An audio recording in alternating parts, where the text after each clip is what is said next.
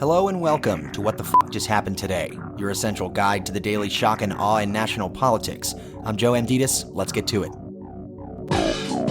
It's Monday, February 5th, 2024. Welcome to day 1112. House Republicans vowed to kill the Senate's bipartisan $118.3 billion national security bill, which pairs strict border enforcement policies with aid for Ukraine, Israel, and other U.S. allies.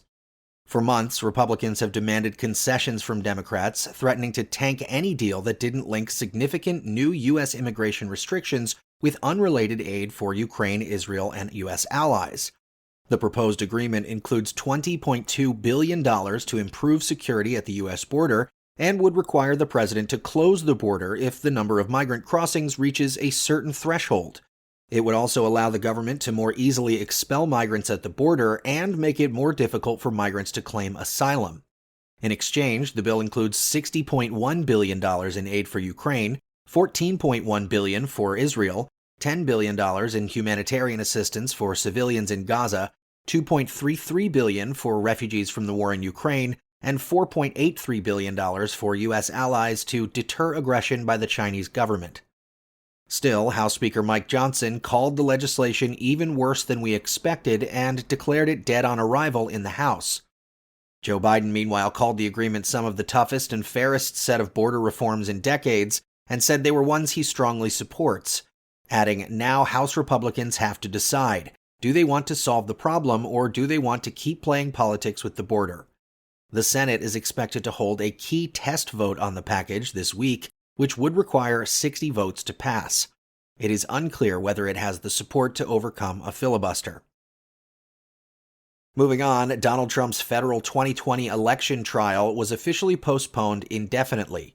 The case had been paused since December while Trump appealed a lower court's rejection of his immunity claims. In her order, Judge Tanya Chutkan said the court will set a new schedule if and when the mandate is returned. The D.C. Circuit Court of Appeals' eventual ruling will likely be appealed to the U.S. Supreme Court, prompting further delays. The delay in the federal election interference case makes it likely that the first of Trump's 4 criminal trials will begin March 25th in Manhattan, where he will face New York State charges of business fraud in connection with hush money payments during the 2016 election. And finally, the Biden administration says it will take further action against Iranian-backed militias who have carried out attacks on U.S. troops in the Middle East.